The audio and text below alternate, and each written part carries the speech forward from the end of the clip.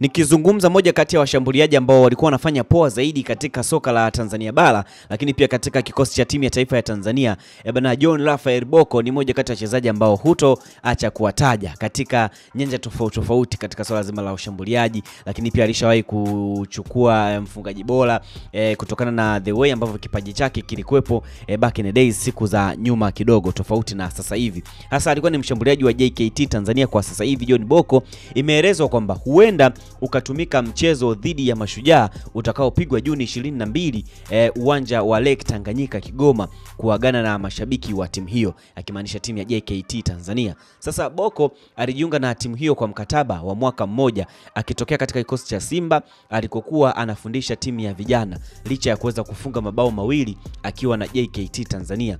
Ilielezwa sababu ya kupewa nafasi ya kuagana na mashabiki ni mchango wake wa wachezaji wenzake, lakini pia ikiwemo kuonyesha nidhamu ya hali ya juu katika majukumu aliyokuwa anayafanya, hasa katika swala zima la soka.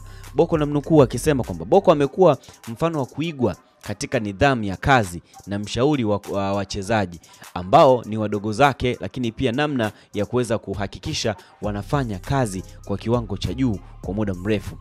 Kilisema chanzo kimoja ambacho kiliweza kuongezea masuala mazima ya taarifa hii ya bwana John Raphael Bocco. Lakini pia kila kitu Bocco anapenda kukifanya kwa wakati, kwa muda sahihi, mfano kufika mazoezini, muda wa chakula. Wakati mwingine bidii ya mazoezi yake binafsi ni kubwa kuliko wachezaji wanaojitafuta, kama ambao kwa kipindi hiki unajua wachezaji wengi sana wanaweza kujitafuta ili kuweza kutimiza malengo na kuweza kufika sehemu fulani, na wanaojitafuta wakiwa wameweza kuridhika. Unajua kuna mwingine anafanya mazoezi kwamba mimi hapa nilipofika basi ndo nimefika tena. Bocco ni mtu wa tofauti kidogo kwenye upande huo.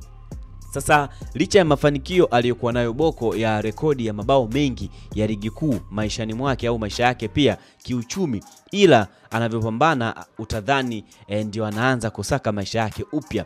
Nidhamu kwa kocha, kiukweli wachezaji wanapaswa kujifunza mengi ili waweze kufanikiwa kutokana na kile kipaji ambacho yuko nacho Bocco, lakini pia historia yake ukiweza kuifuatilia kuanzia nyuma mpaka sasa hivi, bwana Bocco pia inaweza kujifunza, hasa kwa wale wachezaji ambao wanatamani kufika mbali, lakini pia wanatamani kuwa kama Bocco alipokofia kwa sasa hivi. Akiwa na kocha cha Simba pia ameweza kufanya poa zaidi, lakini hapa mwishoni kaonekana kama kuna namna fulani hivi kama Simba wamekwisha kumchoka kuweza kuendelea kumtumia, na akaweza kujiunga na klabu ya JKT Tanzania. Sasa alipotafuta msemaji wa timu ya JKT ambaye ni Masamu Bwire ili aweze kudhibitisha hilo, alisema kwamba hana taarifa hizo. Kikubwa timu inafanya maandalizi ya mechi mbili zilizosalia dhidi ya Pamba na Mashujaa. Kwa hiyo msemaji wa timu alisema kwamba hana uhakika na taarifa hizo ambazo zimesemekana kwamba mechi ya kwake dhidi ya mechi ya JKT Tanzania dhidi ya Mashujaa ndio itakayokuwa mechi ya kuweza kuagana na kikosi hicho cha JKT Tanzania.